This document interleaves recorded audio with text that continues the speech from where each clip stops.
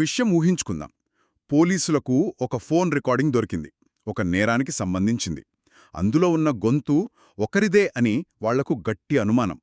ఇప్పుడు దాన్ని నిరూపించడానికి ఆ వ్యక్తి వాయిస్ శాంపిల్, అంటే గొంతు నమూనా ఇవ్వమని బలవంతం చేయొచ్చా? ఒకవేళ ఆ వ్యక్తి ఇవ్వనంటే ఏంటి పరిస్థితి? ఇది రాజ్యాంగం మనకిచ్చిన మౌనంగా ఉండే హక్కు కిందకు వస్తుందా? ఈరోజు మనం చర్చిస్తున్న రితేష్ సిన్హా వర్సెస్ ఉత్తరప్రదేశ్ రాష్ట్రం కేసులో ఉన్న కీలకమైన చిప్పుముడి ఇదే. ఖచ్చితంగా. ఇక్కడ అసలు సమస్య ఏంటంటే, ఒక పక్క ఆధునిక ఫోరెన్సిక్ దర్యాప్తు అవసరాలు, మరోపక్క ఒక నిందితుడి ప్రాథమిక హక్కులు. ఈ రెండింటి మధ్య ఘర్షణ అన్నమాట. టెక్నాలజీ ఇంతగా పెరిగాక మన పాత చట్టాలు ఎలా స్పందించాలి అనేదే ఇక్కడ అసలు ప్రశ్న. ఈ కథ 2009లో మొదలైంది. ఉత్తరప్రదేశ్లోని సహారన్పూర్లో పోలీసు శాఖలో ఉద్యోగాలిప్పిస్తామని కొందరు డబ్బులు వసూలు చేస్తున్నారని ఒక ఎఫ్ఐఆర్ నమోదైంది. చాలా మామూలుగా మొదలైన కేసిది. అవును, కానీ దర్యాప్తులో ప్రధాన నిందితుడి ఫోన్లో రితేష్ సిన్హాతో మాట్లాడిన కొన్ని సంభాషణలు దొరికాయి. ఆ రికార్డింగ్లో ఉన్న గొంతు రితేష్దే అని నిరూపించాలి పోలీసులకు. దానికి అతని వాయిస్ శాంపిల్ అవసరం. మెజిస్ట్రేట్ కోర్టు శాంపిల్ ఇవ్వమని ఆదేశించింది. కాని రితేష్ ఒప్పుకోలేదు.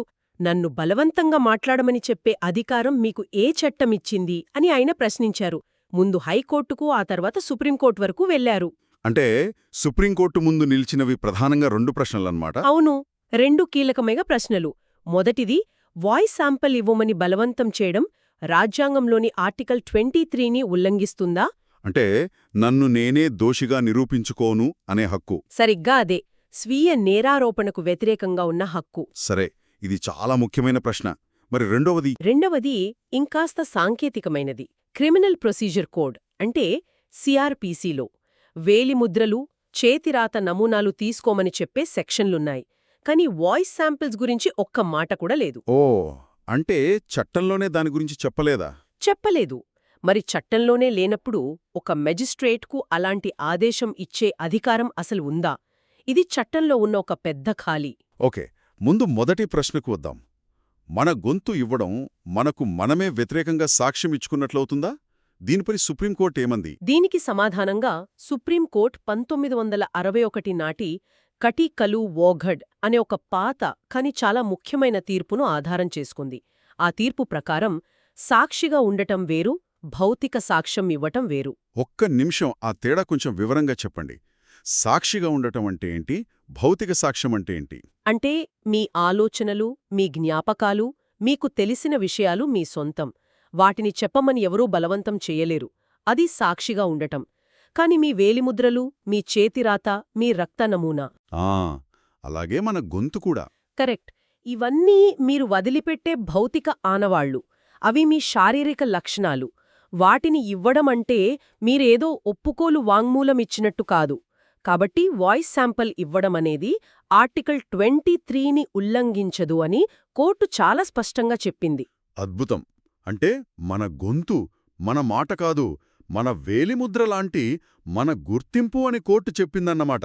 సరే, ఆ సమస్య తీరిపోయింది. కాని ఇక్కడ మరో పెద్ద చిక్కుంది కదా.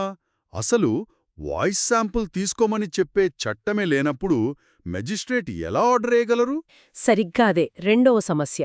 ఇక్కడే సుప్రీంకోర్టు తన అసాధారణ అధికారాన్ని ఉపయోగించింది.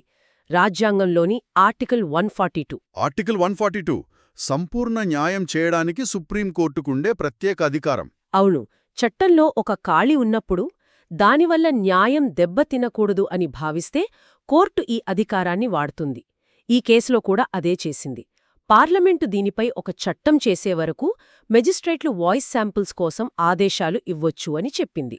ఆగండి, అంటే పార్లమెంటు కొత్త చట్టం తెచ్చేవరకు మేమే ఒక తాత్కాలిక ఏర్పాటు చేస్తున్నామని కోర్టు చెప్పినట్లేనా? ఇది చాలా అసాధారణమైన విషయం కదా. చాలా అసాధారణమైనదే. అందుకే దీనిపై పెద్ద చర్చే జరిగింది. కొంతమంది దీన్ని జ్యుడీషియల్ యాక్టివిజం అంటారు.